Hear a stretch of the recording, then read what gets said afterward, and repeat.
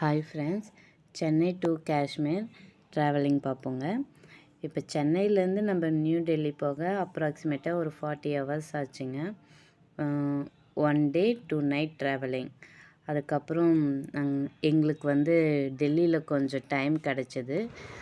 India gate, parliament, Gandhi memorial and Indira Gandhi memorial, அப்புறம் Delhi railway station பக்கத்தில் நம்ம தமிழ்நாடு ஹோட்டலும் இருக்குங்க, அங்கே தான் சாப்பிட்டோம்.